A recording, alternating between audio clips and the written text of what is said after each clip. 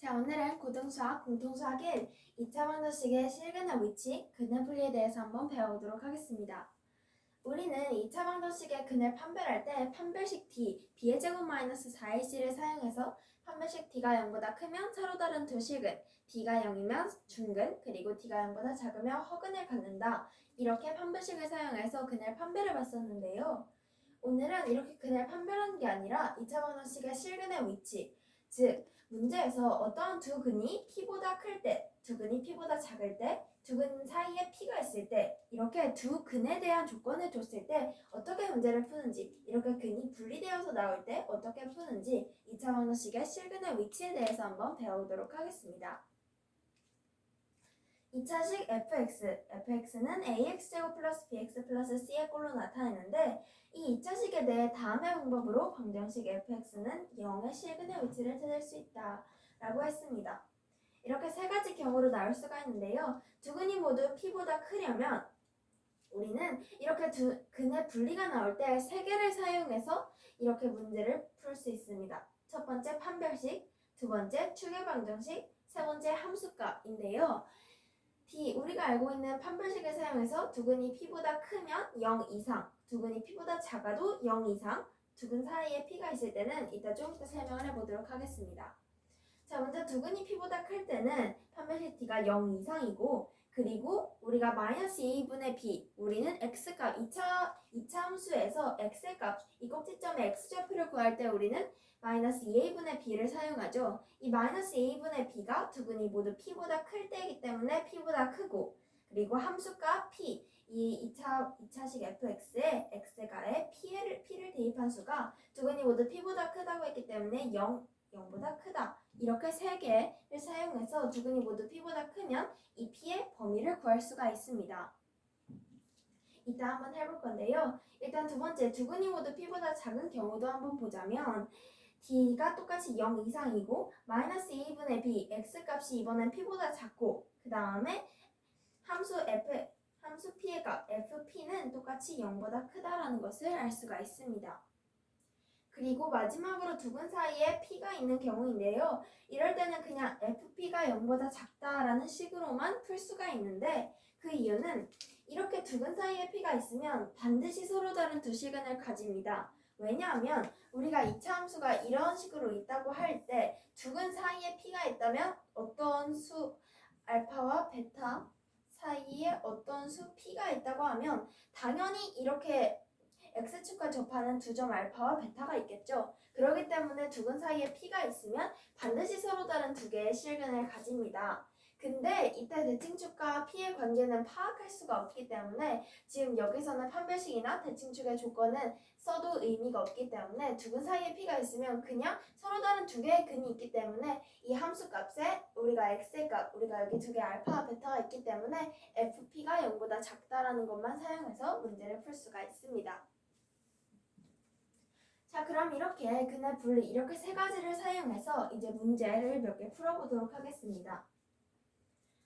자, 첫 번째 문제. x에 관한 2차 방정식 2x제곱 마이너스 2n-1 x 플러스 n-1은 0의 근이 다음 조건을 만족하도록 실수 m의 값의 범위는 이 문제인데요. 첫 번째, 한 근이 마이너스 1과 1 사이에 있고 다른 한 근은 1보다 크다라고 했습니다. 자, 그럼 여기에서 한 근을 알파, 다음 또 다른 근을 베타라고 한번 놓도록 하겠습니다. 그러면 한 근 먼저 알파는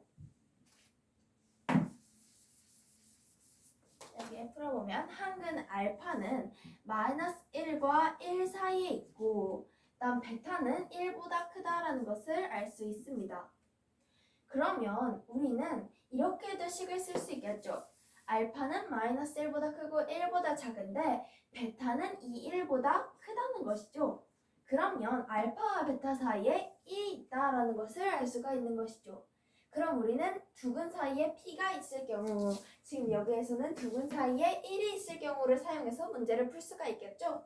자, 그러면 두 근 사이에 p가 있으려면 fp는 0보다 작다라고 했는데 이 식에 x에 1을 대입해주면 되겠죠. 그 값이 0보다 작다라는 것을 사용하면 m의 값의 범위를 구할 수가 있습니다. 1을 대입해보면 2 마이너스 2m 플러스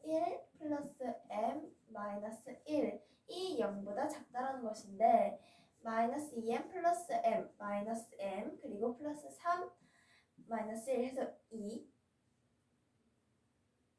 제가 실수했는데 여기가 1이 아니라 2죠. 여기 x에 1을 대입했으니까 마이너스 2m 플러스 2 플러스 m 마이너스 1인데요.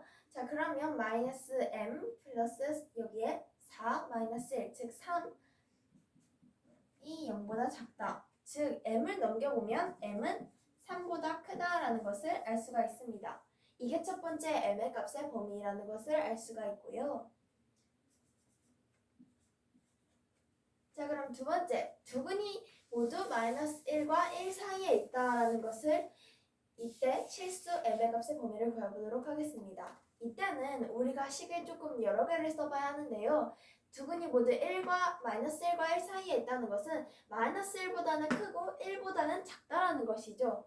그러면 먼저 둘 다 d가 0 이상이기 때문에 d를 해보면 d 여기서는 4분의 d를 써보면 n-1의 제곱 마이너스 ac를 해주면 m의 제곱 마이너스 2m 플러스 1 마이너스 2m 플러스 2는 m의 제곱 마이너스 4m 플러스 3으로 우리는 인수분해할 수 있겠죠? m-3, m-1 이게 0 이상이라는 것을 알 수가 있습니다. 그러면 m의 여기서 판별식을 4분의 d로 한 까닭은 원래 d 판별식은 b의 제곱 마이너스 4ac인데 여기서 x의 개수가 2의 배수로 2로 나누어 떨어지기 때문에 그냥 우리가 b의 제곱 마이너스 4ac로 계산해도 되지만 더 간단하게 계산하기 위해서는 x의 개수의 절반의 제곱 마이너스 ac 그 x제곱의 개수와 상수항의 곱으로도 풀 수가 있어서 4분의 d는 b 프라임이 이 x의 개수인 b의 반의 제곱 마이너스 ac로 풀 수가 있습니다. 자, 그래서 우리는 4분의 d에서 m-3, m-1의 곱이 0 이상이라는 것을 알 수가 있는데요. 이것으로 우리는 m의 값이 m이 1,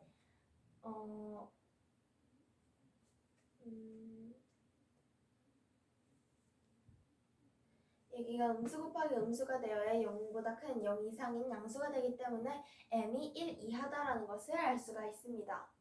이게 첫 번째 판별식을 사용한 것이고 두 번째 마이너스 2a분의 b가 p보다 클 때 그리고 p보다 작을 때인데 그럼 모두 마이너스 1과 1 사이에 있다 했으니까 마이너스 2a분의 b가 마이너스 1과 1 사이에 있다는 것을 알 수가 있겠죠.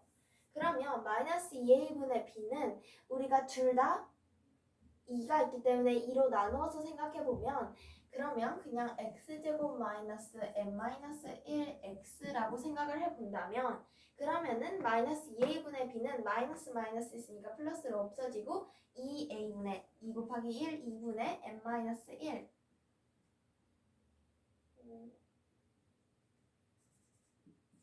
n-1이 마이너스 1보다 크고 1보다 작다라고 하면 마이너스 2, 2m 마이너스 2 양면에 다 2를 곱해줘서 분모를 없애주면 자, 여기 분모와 분자의 여기에 다 2를 곱해주면 이렇게 여기 아래 분자가 사라지는 거고 그냥 n-1이 되는 것이죠. 자, 그러면 이제 각 항에 플러스 1을 해주면 m-1 3이 된다는 것을 알 수 있기 때문에 추계방 정식을 사용해서 m의 값의 범위를 이렇게 구할 수가 있습니다. 자, 그럼 마지막으로 f에 마이너스 1을 넣은 게 0보다 크고 f에 1을 넣은 것도 0보다 크다라고 하면 f에 먼저 마이너스 1을 넣은 수는 2 플러스 2m 마이너스 2 플러스 m 마이너스 1이 0보다 크고 그러면 3m 마이너스 1 넘어가면 1 즉 m이 3분의 1보다 크다는 것을 알 수가 있고 다음 두 번째 1보다 f1이 0보다 크다라고 하면은 2 마이너스 2m 플러스 2 플러스 m 마이너스 1. 그러면 마이너스 m이 0보다 크다. 여기가 4, 마이너스 3. 그러면 넘어가면 마이너스 3.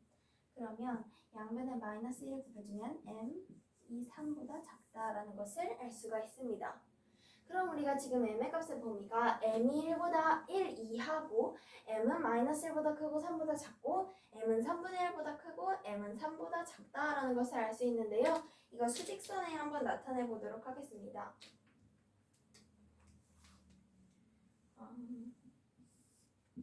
수직선에 먼저 m은 1 이하고 m은 마이너스 1보다 0, 마이너스 1보다 크고 3보다 작다. 2, 3.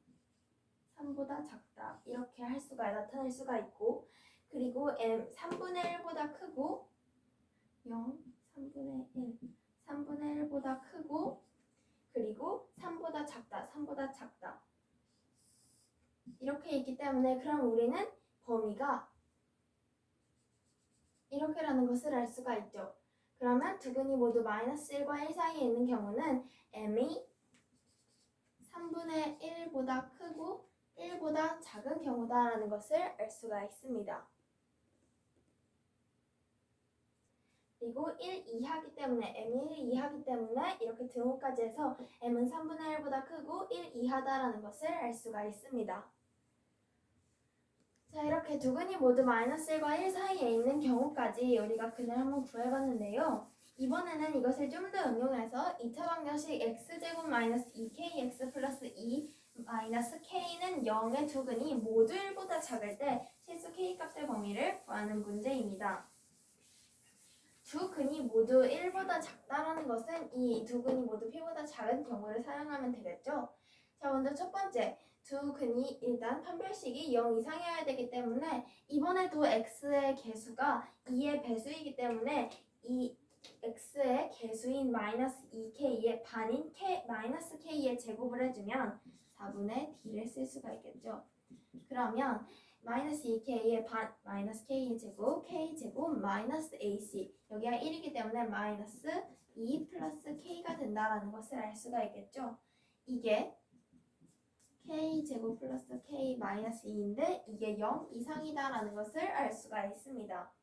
자, 그럼 이걸 인수분해해보면 k 플러스 2 k 마이너스 1이 0 이상이다라는 것을 알 수가 있는데 그러면 이때 우리 k 값의 범위는 k는 1 이상이다라는 것을 알 수가 있습니다. 자, 그러면 두 번째 마이너스 2분의 b가 1보다 작은 경우 그러면 마이너스 2a분의 b를 해보면 마이너스 2a 2 곱하기 1 2분의 b 마이너스 2k 그럼 마이너스 마이너스 플러스 됐고 2 약분하면 마이너스 2a분의 b는 k가 되겠죠. k가 1보다 작다라는 것을 알 수가 있습니다. 이게 추려 방정식. 마지막 세 번째, f에 1을 대입했을 때 0보다 크다라고 하면 x에 1을 대입했을 때 1 마이너스 2k 플러스 2 마이너스 k가 0보다 크다라고 하면 마이너스 3k가 플러스 3 넘어가면 마이너스 3 그러면 3k가 양변에 마이너스 1을 곱해주면 부호 반대로 되니까 일단 k는 1보다 작다라는 것을 알 수가 있습니다. 자, 그러면 우리는 수직선상에 나타내 보면 k는 일단은 1보다 크고 1 이상이고 그다음 k는 1보다 작고 제가 오늘 실수가 많은데요. 여기 k 플러스 2, k 마이너스 1이 0 이상이라 할 때 k가 1 이상인 거 말고 하나 더 범위를 구할 수가 있죠. 바로 k가 마이너스 2보다 2 이하인 경우이죠. 그럼 마이너스 2보다 2 이하인 경우니까 그럼 둘 다 마이너스 곱하기 마이너스에서 0보다 큰 수가 나올 수가 있는데요. 그러면 이제 수직선의 표현을 해보면 k가 1 이상일 때 그 다음에 k가 마이너스 2 이하일 때 0, 마이너스 1, 마이너스 2, 마이너스 2 이하일 때 그리고 k가 1보다 작을 때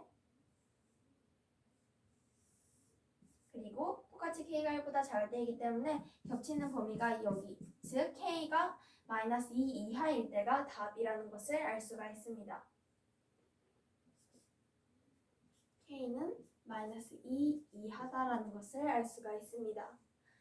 이렇게 2차 방정식이 나오고 두근이 모두 1보다 작다라고 하면 우리가 여기 알 수 있는 이렇게 세 가지를 사용해서 하나씩 해보고 우리가 이렇게 k 값이 여러 개가 나오면 한 번에 답이 뭔지 알 수 없기 때문에 수직선을 나타내보고 우리가 겹치는 그 두 개 이상 겹치는 부분이 그때 우리가 k 값의 범위다라는 것을 알 수가 있습니다.